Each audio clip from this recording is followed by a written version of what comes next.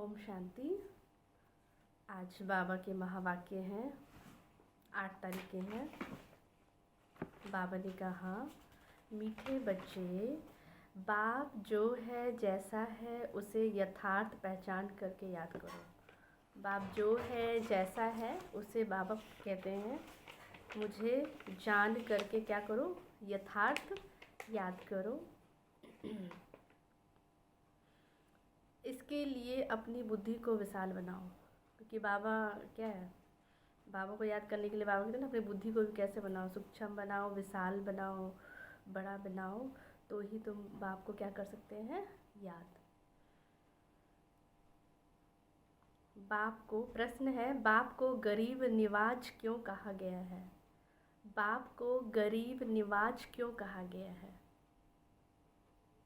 उत्तर है, इस समय जब सारी दुनिया गरीब अर्थात दुखी बन गई है, तब बाप आए हैं सबको दुख से छुड़ाने।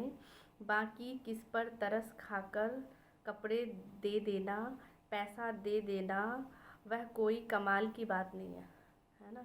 किसी गरीब पर बाबा कहते हैं तरस खाकर पैसे दे देना, कपड़ा दे देना, वो कोई कमाल की बात नहीं है। इससे वो कोई साहूकार नहीं बन जाते।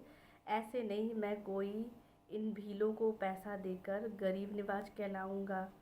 मैं तो गरीब अर्थात पतितों को पावन बनाने वाला हूँ। बाबा क्या कहते हैं, मैं तो गरीब अर्थात पतितों को क्या करने वाला हूँ, पावन बनाने वाला हूँ। इसमें ज्ञान नहीं है, जिनमें ज्ञान नहीं है उन्हें ज्ञान देकर मैं पावन बनाता हूँ। बाकी ये नहीं कि स्थूल में हम किसी को दान कर देंगे तो उससे हम, बाबा कहते हैं क्या है, साहूकार बन जाएंगे। बाबा कहते वो अगर हम देते भी हैं दान तो वो एक जन्म के लिए ही उसका फल मिलता है। लेकिन बाबा कहते हैं यहाँ दान करने से क्या है, 21 जन्मों का फल प्राप्त होता है। गीत है, यही बहार है दुनिया को भूल जाने की, यही बहार है दुनिया को भूल जाने की। ओम शांति। मीठे मीठे बच्चों ने गीत सुना, बच्चे जानते हैं गीत तो दुनियावी मनुष्यों ने गाया है, अक्षर बड़े अच्छे हैं। इस पुरानी दुनिया को भूलना है, आगे ऐसे नहीं समझते थे। कलयुगी मनुष्यों को भी समझ में नहीं आता है कि नई दुनिया में जाना होगा तो ज़रूर पुरानी दुनिया को क्या करना पड़ेगा, भूलना पड़ेगा। क्योंकि जो चीज़ आँखों से देखते बाबा कहते हैं ये तो ख़त्म होने वाला है, जाना कहाँ है हमें, नई दुनिया में। तो वहाँ जाने के लिए क्या है, पुरानी दुनिया को भूलना पड़ेगा। भल इतना समझते हैं पुरानी दुनिया को छोड़ना है, परंतु समझते हैं अर्जुन अभी तो बहुत समय पड़ा है, नई सो पुरानी होगी ये तो समझते हो, परंतु लंबा टाइम डालने से सब भूल गया। तो तुमको अब शरीर छोड़ करके नई दुनिया में जाना है, परंतु अज्ञान काल में ऐसी ऐसी बातों के अर्थ पर किसका ध्यान नहीं जाता था। जिस प्रकार बाप समझाते हैं ऐसे कोई भी समझाने वाला नहीं है। तुम इनके अर्थ को यथार्थ रीति समझते हो, यह भी बच्चे जानते हैं। बाप है बहुत साधारण, अनन्य बच्चे, अच्छे अच्छे बच्चे भी पूरा नहीं समझते हैं, भूल जाते हैं कि इनमें शिव बाबा आते हैं। कोई भी डायरेक्शन देते हैं तो समझते नहीं है कि यह शिव बाबा का डायरेक्शन है। शिव बाबा को सारा दिन कैसे भूले हुए हैं, पूरा ना समझने के कारण वो काम नहीं करते। माया याद करने नहीं देती है, स्थायी वह याद ठहरती नहीं है। बाबा कहते हैं ना, यथार्थ रीति तो याद भी नहीं करते हैं, बुद्धि और जगह क्या होती है, भटकती रहती है। तो बाबा कहते हैं देखो माया क्या है, बाप को याद करने भी नहीं देती है और स्थायी याद जो है ठहरने भी नहीं देती है। मेहनत करते हैं पिछाड़ी में, आखिर वह अवस्था होनी जरूर है। ऐसा कोई भी नहीं है जो इस समय कर्मातीत अवस्था को पाले। तो बाप जो है जैसा है उसको जानने में बाप कहते हैं बड़ी क्या चाहिए, विशाल बुद्धि चाहिए। तुमसे पूछेंगे बाप दादा गर्म कपड़े पहनते हैं, तुमसे पूछेंगे बाप दादा गर्म कपड़े पहनते हैं, बाबा को ठंड लगती है, कहेंगे दोनों को पड़े हुए हैं। सिर्फ बाबा कहेंगे मैं थोड़े ही गर्म कपड़े पहनूंगा, मुझे ठंडी नहीं लगती है। बाप को तो लगेगा नहीं, ना गर्मी लगेगी ना सर्दी लगेगी। बाबा कहते हैं पहनेंगे तो कौन पहनेंगे, बाबा कहते हैं कि बाबा तो हाँ, इसमें जिसमें प्रवेश किया है उनको ठंडी लगेगी, मुझे तो ना भूख ना प्यास कुछ नहीं लगता है, मैं तो निर्लेप हूँ ना। सर्विस करते हुए भी इन सब बातों से न्यारा हूँ, मैं खाता पीता नहीं हूँ। जैसे एक साधु भी कहता था, मैं ना खाता हूँ ना पीता हूँ। उन्होंने फिर आर्टिफिशियल वेश धारण कर लिया है। देवताओं के नाम भी तो बहुतों ने रखे हुए हैं, और कोई धर्म में देवी देवता बनते नहीं हैं।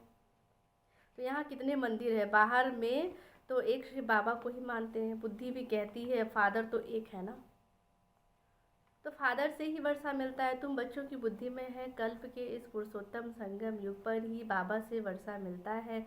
जब सुख धाम में जाते हैं तो बाकी सब शांति धाम में रहते हैं। तुम्हारे में भी यह समझते हैं, अगर ज्ञान के विचारों में रहते हैं तो उन्हों के बोल ही वह निकलेंगे। तुम रूप बसंत बन रहे हो बाबा के द्वारा। तुम रूप भी हो बसंत भी हो, दुनिया में और कोई कह ना सके कि हम रूप बसंत है। तुम अभी पढ़ रहे हो, पिछाड़ी तक नंबर वार पुरुषार्थ अनुसार पढ़ लेंगे। शिव बाबा हम आत्माओं का बाप है, यह भी दिल से लगता है। भक्ति मार्ग में थोड़ी ही दिल से लगता है। यहाँ तुम सन्मुख बैठे हो, समझते हो बाप फिर इस समय ही आएंगे, फिर कोई और समय बाप को आने की दरकार ही नहीं है। सतयुग से त्रेता तक आना नहीं है, द्वापर से कलयुग तक भी आने का नहीं है। वह आते ही हैं कल्प के संगम युग पर। बाप है गरीब निवाज, अर्थात सारी दुनिया जो बहुत दुखी गरीब हो जाती है उनका बाप है। तो बाप कहते हैं इनकी दिल में क्या होगा, हम गरीब निवाज हैं। बाबा कहते हैं ना, हम भी गरीब निवाज है। गरीब निवाज के बच्चे भी गरीब निवाज, बाप के भी बच्चे गरीब निवाज है। सबका दुख हरता सुख करता। बाप कहते हैं देखो, सबका दुख अथवा गरीबी मिट जाए वो तो सिवाय ज्ञान के कम हो ना सके। जितना जितना ज्ञान धन बाबा कहते बढ़ेगा, वैसे वैसे हमारा दुख भी क्या हो जाएगा, मिटता जाएगा। और बाबा कहते हैं गरीबी भी हट जाएगी, और क्या बन जाएंगे, साहूकार। बाकी कपड़ा आदि देने से कोई साहूकार नहीं बन जाएंगे। करके गरीब को देखने से दिल होगी कि इसको कपड़ा दे दे, क्योंकि याद पड़ता है ना कि मैं गरीब निवाज हूँ। तो साथ साथ यह भी समझता हूँ मैं गरीब निवाज कोई इन भीलों के लिए ही नहीं हूँ। मैं गरीब निवाज हूँ जो बिल्कुल ही पतित है उनको पावन बनाता हूँ। जो बिल्कुल ही बाबा के नीचे गिर गए हैं, जर्जरी भूत अवस्था को पा गए हैं, बाप कहते हैं मैं उनको ही क्या है पतित से पावन बनाने आता हूँ। मैं हूँ ही पतित पावन। तो विचार चलता है, बाबा के तो विचार चलता है मैं गरीब निवाज हूँ, परंतु पैसे आदि कैसे दूँ। पैसे आदि देने वाले तो दुनिया में बहुत है, बहुत फंड्स निकलते हैं, फंड्स आदि जो फिर अनाथ आश्रम में भी भेज देते हैं। जानते हैं अनाथ रहते हैं, अर्थात जिसको नाथ नहीं है। अनाथ माना गरीब, तुम्हारा भी नाथ नहीं है, अर्थात बाप नहीं था। तो हम भी बाबा कहते क्या हो गए थे, अनाथ हो गए थे। बाप कहते आर्फन हो गए थे, निधन के बन गए थे। हमारे भी माँ बाप से बिछड़ गए, तो बाप कहते हैं क्या हो गए थे। अब बाप कहते हैं फिर से सनाथ हो गए। तुम गरीब थे, ज्ञान नहीं था ना। तो बाप कहते हैं जो रूप बसंत नहीं वह गरीब है, अनाथ है। जो रूप बसंत है उनको सनाथ कहा जाता है। सनाथ साहूकार को, अनाथ गरीब को कहा जाता है। तुम्हारी बुद्धि में है सब गरीब है, कुछ उन्हों को दे देवे। बाप गरीब निवाज है तो कहेंगे ऐसी चीज़ें देवे जिससे सदा के लिए साहूकार बन जाए। बाकी यह कपड़ा आदि तो कॉमन बात है, उनमें हम क्यों पड़े। हम तो उनको अनाथ से सनाथ बना देवे। भल कितना भी कोई पद्मा पदम पति है, परंतु वह भी सब अल्पकाल्प के लिए है। ये है अनाथों की दुनिया। भल पैसे वाले हैं, वह भी अल्पकाल्प के लिए हैं। तो वहाँ है सदैव सनाथ, वहाँ ऐसे कर्म नहीं कूटते। यहाँ कितने गरीब हैं, जिनको धन है उनको तो अपना नशा चढ़ा रहता है। हम तो कहाँ हैं, स्वर्ग में हैं, परंतु है नहीं, यह तुम जानते हो। इस समय कोई भी मनुष्य सनाथ नहीं है, सब अनाथ है। ये पैसे आदि तो सब मिट्टी में मिल जाने वाले हैं। मनुष्य समझते हैं हमारे पास इतना धन है जो पुत्र पोतरे खाएंगे, परंपरा चलता रहेगा, परंतु ऐसा चलना नहीं है। ये तो सब बाप कहते हैं विनाश हो जाएगा, इसलिए तुमको इस सारी पुरानी दुनिया से वैराग्य लाना है। बाप कहते हैं जो चीज़ हम आंखों से देखते हैं वो बाप कहते हैं सब क्या हो जाएगा, विनाश हो जाएगा। इसलिए इसको देखते हुए भी बाबा कहते हैं नहीं, हमको देखना है। हमको नई दुनिया के लिए साहूकार बना रहे हैं। ये पुरानी दुनिया है जो ख़त्म हो जानी है। बाप कितना साहूकार बनाते हैं। यह लक्ष्मी नारायण साहूकार कैसे बने? क्या कोई साहूकार से वर्षा मिला व लड़ाई की? बाप कहते हैं ये लक्ष्मी नारायण ने कैसे लिया? क्या कोई लड़ाई किया? या बाप कहते हैं कैसे वर्षा लिया? जैसे दूसरे राजगद्दी पाते हैं, क्या ऐसे राजगद्दी पाई कि दूसरे राज्य को जीत करके लड़ाई कर कर के लिया, या कैसे लिया? तो वह कर्मों अनुसार तो ये धन मिला। बाप कहते हैं बाप का कर्म सिखलाना तो बिल्कुल ही न्यारा है। कर्म अकर्म विकर्म अक्षर भी क्लियर है। शास्त्रों में कुछ अक्षर है, आटे में नमक मिसल जितने। कहाँ इतने करोड़ मनुष्य, बाकी 9 लाख रहते हैं, 1/4% भी नहीं हुआ, तो इसको कहा जाता है आटे में नमक। दुनिया सारी विनाश हो जाती है, बहुत थोड़े मनुष्य रहते हैं। कोई पहले से ही शरीर छोड़ जाते हैं, वह फिर रिसीव करेंगे। जैसे मुगली बच्ची थी, अच्छी थी तो जन्म अच्छे घर से लिया है, अच्छे घर में लिया होगा, नंबरवार सुख में ही जन्म लेते हैं ना। तो बाप कहते हैं सुख तो उनको देखना है, थोड़ा दुख भी देखना होता है।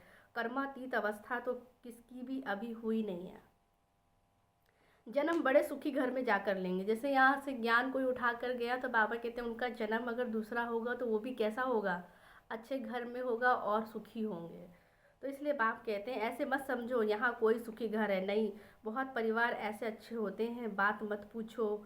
बाबा का देखा हुआ है, बहुएं एक ही घर में ऐसे शांत मिलाप में रहती है जो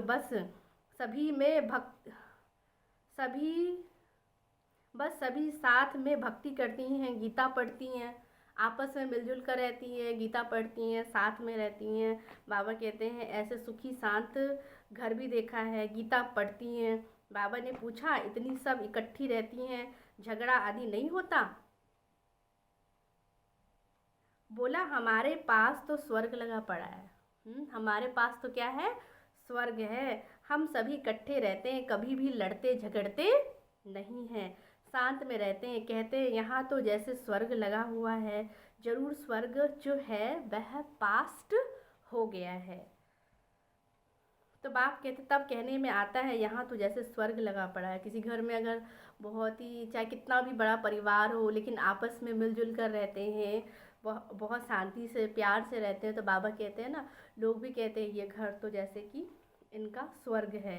परंतु यहाँ तो बहुतों का स्वभाव स्वर्गवासी बनने का दिखाई नहीं देता है, दास दासियाँ भी तो बनने हैं ना।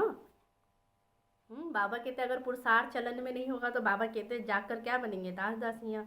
ये राजधानी स्थापन होती है, बाकी जो ब्राह्मण बनते हैं वो दैवी घराने में आने वाले हैं। परंतु नंबरवार है, कोई तो बहुत मीठे होते हैं, सबको प्यार करते हैं, कभी किसको भी गुस्सा नहीं करेंगे। गुस्सा करने से दुख होता है, तो मनसा वाचा कर्मणा, कभी किसको दुख नहीं देना है। उनको कहा जाता है दुखी आत्मा। जो किसी को बाबा कहते हैं मन से, वचन से, कर्म से, हर चीज़ में अगर किसी को दुख देते हैं तो बाबा कहते हैं उनको कहा जाता है दुखी आत्मा। जो दुखी होगा वो दूसरों को भी क्या करेगा, दुख ही देगा। तो गुस्सा करने से दुख होता है। जो मनसा वाचा कर्मणा किसको दुख नहीं देते हैं उनको कहा जाता है, बाबा कहते हैं उनको कहा जाता है सुखी आत्मा। तो बाप के जैसे पुण्य आत्मा पाप आत्मा कहते हैं, शरीर का नाम लेते हैं ना, वास्तव में आत्मा ही बनती है क्या, पुण्य आत्मा और पाप आत्मा सब एक जैसी नहीं होती है। पुण्य आत्मा भी सब एक जैसी नहीं होती है। नंबरवार पुरुषार्थ अनुसार होती हैं। तो बाबा कहते हैं स्टूडेंट समझते होंगे ना कि हमारे कैरेक्टर्स, हमारी अवस्था कैसी है। जो बाप कहते हैं ना अच्छे से ज्ञान करते हैं, जो बाबा हमें रोज़ श्रीमत जो धारणा देते हैं हम उनको फॉलो करते हैं, बाबा की याद में रहते हैं। कितना समय रहते हैं, कितना समय झगमुई में जाते हैं, कितना समय हम दूसरों को देखते हैं, अपने को नहीं देखते, अपना चिंतन नहीं करते, पुरुषार्थ नहीं करते, या करते हैं, अपने पर कितना टेंशन देते हैं। तो बाबा ने कहा वह जो हर एक स्टूडेंट्स खुद समझ सकते हैं कि हमारे कैरेक्टर्स कैसे हैं, हम कितने नंबर से पास होंगे। सबको मीठा बोलते हैं, कोई तो कुछ कहे, कोई कुछ कहे, हम उल्टा सुल्टा जवाब तो नहीं देते हैं। बाबा को कई बच्चे कहते हैं बच्चों पर गुस्सा आ जाता है, कई कहते हैं बच्चों पर गुस्सा आ जाता है। बाबा कहते हैं जितना हो सके प्यार से काम लो। छोटे बच्चे को सुधारने के लिए कान से पकड़ते हैं, कृष्ण के लिए दिखलाते हैं, उनको भी ओखली से बांधा। सजा देने के लिए क्या करती थी माँ उसको श्री कृष्ण को दिखाते हैं, ओखली से बांधा। तो ये भी यहाँ की बात है ना। अब सतयुग में तो बाबा कहते हैं श्री कृष्ण जी ऐसे कोई शैतानी तो करेंगे नहीं, जो बाबा कहते हैं उनको ओखली से बांधेंगे या इतने भी नटखट नहीं दिखाएंगे। तो बाबा कहते वो तो यहाँ के ही बच्चे इतने नटखट होते हैं। ये यहाँ की बात वहाँ कहानियों में दिखाई है। छोटा बच्चा चंचल है तो खटिया से व झाड़ से बांध लो, थप्पड़ नहीं लगाओ। तो बाप कहते हैं नहीं तो वह भी ऐसे सीख जाएंगे। जैसे करते हैं बच्चे बहुत जल्दी सीख जाते हैं। बांधना ठीक है, ऐसे तो नहीं बच्चा बड़ा होकर माँ बाप को बांधेगा। बाबा कहते ऐसे तो नहीं कि बच्चे को माँ बाप ने बांधा हो तो बड़ा हुआ तो बच्चा माँ बाप को बांधेगा। बाप कहते ये है ही बच्चों के लिए शिक्षा। तो बिल्कुल तंग करे तो कान से पकड़ सकते हो। कोई बच्चे एकदम नाक में दम कर देते हैं, निर्मोही भी बनना चाहिए। तो ये तुम बच्चे समझते हो, हमको यह लक्ष्मी नारायण बनना है। एम ऑब्जेक्ट सामने खड़ी है, कितनी ऊंच एम ऑब्जेक्ट है, पढ़ाने वाला भी हाईएस्ट है। श्री कृष्ण की महिमा कितनी गाते हैं, सर्व गुण संपन्न, 16 कला संपूर्ण, संपूर्ण निर्विकारी, मर्यादा पुरुषोत्तम। तो बाप कहते हैं अब तुम बच्चे जानते हो हम वह बन रहे हैं, तुम यहाँ आए हो यह बनने के लिए। तुम्हारी यह सच्ची सच्ची सत्यनारायण की क्या है कथा है, जो नर से नारायण बनते हैं। अमर कथा है अमरपुरी में जाने की। कोई सन्यासी आदि इन बातों को नहीं जानते, कोई भी मनुष्य मात्र को ज्ञान का सागर व पतित पावन नहीं कहा जाता है। जबकि सारी पुरानी दुनिया पतित है तो हम पतित पावन को, जबकि सारी सृष्टि पतित है तो हम पतित पावन किसको कहे। बाप कहते हैं यहाँ कोई पुण्य आत्मा हो ना सके। यहाँ तो कोई पुण्य आत्मा नहीं है, सब यहाँ क्या है पतित। तो बाप समझाते हैं ये पुरानी पतित दुनिया है।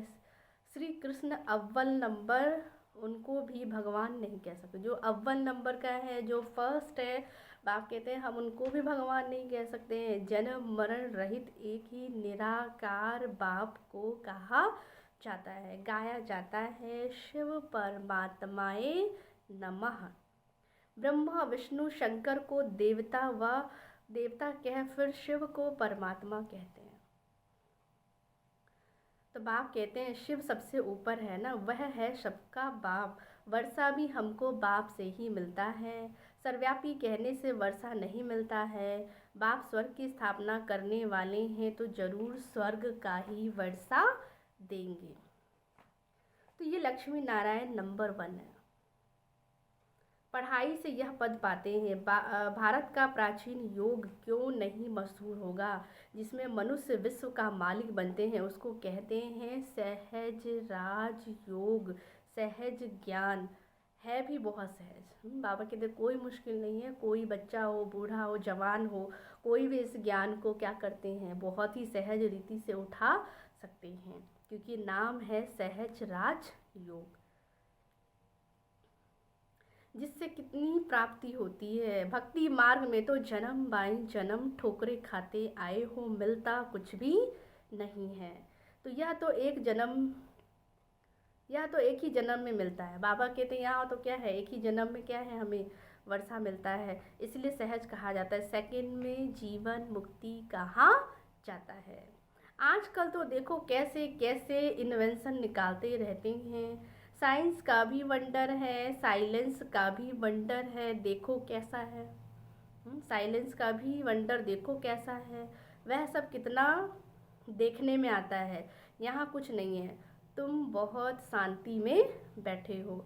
नौकरी आदि भी करते हो तो भी क्या करते हो, शांति में बैठकर याद कर सकते हो, क्योंकि बाबा कहते तुमको पता है कि तुम कहीं भी बैठते उठते चलते फिरते खाते पीते कोई भी कर्म करते बाबा को क्या कर सकते हो, बाप कहते याद कर सकते हो। इसलिए क्या कहा जाता है, बाबा कहते इसलिए कहा जाता है हथ कार डे दिल यार डे। और परमात्मा की दिल यार तरफ माना आशिक मासुक भी गाए हुए हैं। तो वह एक दो की शकल पर आशिक होते हैं, विकार की बात नहीं रहती, कहाँ भी बैठे याद आ जाएंगे।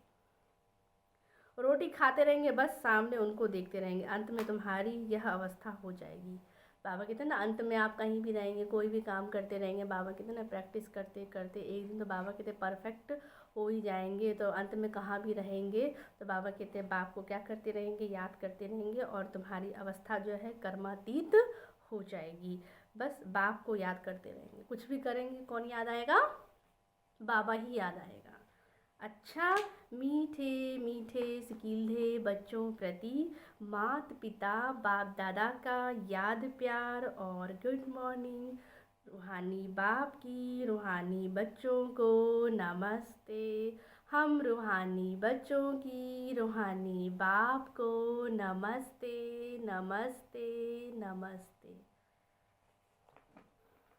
आज धारणा के लिए मुख्य सार है, बाबा ने कहा फर्स्ट पॉइंट, रूप बसंत बन, मुख से सदा सुखदाई बोल बोलने हैं। दुखदाई नहीं बनना है, कांटा नहीं लगाना एक दूसरे को। बाबा ने कहा दुखदाई नहीं बनना है, ज्ञान के विचारों में रहना है, मुख से ज्ञान रत्न ही निकालने हैं। सेकंड पॉइंट है निर्मोही बनना है। बाबा ने कहा ना बच्चों को कोई न कोई चीज़ के लिए सज़ा तो देनी पड़ती है, तो चाहे उसको पेड़ से बांध दो, चाहे उखली से बांध दो, चाहे खटिया से बांध दो। बाबा कहते हैं समझाने के लिए शिक्षा देने के लिए तो क्या करना पड़ता है, बाबा कहते करना पड़ता है ना। तो बाबा कहते हैं लेकिन प्यार से चलना है, निर्मोही बनना है, हर एक से प्यार से काम लेना है, कभी भी गुस्सा नहीं करना है। अनाथ को सनाथ बनाने की सेवा करनी है। बाकी बाबा ने आज कहा दान वान करने की दरकार नहीं है, अगर हम देते भी हैं तो वो एक जन्म के लिए, हम किसी को कपड़ा देते हैं या कोई भी धन का दान देते हैं तो वो एक जन्म के लिए उसका फल मिलता है। लेकिन यहाँ बाबा कहते हैं जो दान करते हैं तो 21 जन्म के लिए हम सनाथ बनते हैं। वरदान है अपवित्रता के नाम निशान को भी समाप्त कर, अपवित्रता के नाम निशान को भी समाप्त कर, हिज होलीनेस का टाइटल प्राप्त करने वाले होली हंस भव। अपवित्रता के नाम निशान को भी समाप्त कर हिज होलीनेस का टाइटल प्राप्त करने वाले होली हंस भव। आगे बाबा ने कहा जैसे हंस कभी भी कंकड़ नहीं चुभते, रत्न धारण करते, ऐसे होली हंस किसी के अवगुण अर्थात कंकड़ को धारण नहीं करते। जो बाप कहते हैं जो पवित्र बुद्धि है, जो होली हंस है, जो बाबा कहते हैं हंस होते हैं, वो हमेशा ही क्या है, मोती ही चुगेंगे, कभी भी वो कंकड़ नहीं चुगते हैं। तो इसलिए बाबा ने कहा यहाँ भी जो क्या है होली हंस होंगे वो कभी कंकड़ को अपनी बुद्धि में धारण नहीं करेंगे। कोई भी अवगुण किसी के है तो बाबा कहते वो अपने चित्त पर नहीं रखेंगे, वो व्यर्थ और समर्थ को अलग कर व्यर्थ को छोड़ देते हैं, समर्थ को अपना लेते हैं। ऐसे होली हंस ही पवित्र शुद्ध आत्माएं हैं। उनका आहार व्यवहार सब शुद्ध होता है। जब अशुद्धि अर्थात अपवित्रता का नाम निशान भी समाप्त हो जाए तब भविष्य में हिज होलीनेस का टाइटल प्राप्त हो सकता है। जरा सा भी बाबा कहते रिंचक मात्र भी बाबा कहते हैं अपवित्रता का नाम निशान भी सब क्या हो जाए, समाप्त हो जाए, तब भविष्य में हिज होलीनेस का टाइटल प्राप्त हो। इसीलिए कभी गलती से भी किसी के अवगुण धारण नहीं करना है, कोई कैसा भी है, लेकिन बाबा ने कहा वो अवगुण क्या है, कभी किसी के अपने चित्त पर धारण नहीं करना। हम करेंगे तो बाबा कहते हैं हमारे अंदर ही वो क्या है गंदगी आ जाएगी ना। इसलिए बाबा ने कहा रिंचक मात्र बाबा कहते हैं अशुद्धि ना हो। स्लोगन है सर्वंश त्यागी वह हैं, सर्वंश त्यागी वह हैं जो पुराने स्वभाव संस्कार के वंश का भी त्याग करता है। मतलब पूरा त्याग कर देता है, अंश भी नहीं रह सकता है। अगर अंश भी रहेगा तो वंश पैदा हो जाएगा। तो सर्वंश त्यागी वह जो पुराने स्वभाव संस्कार के वंश का भी क्या कर दे, त्याग करता है। अच्छा, ओम शांति।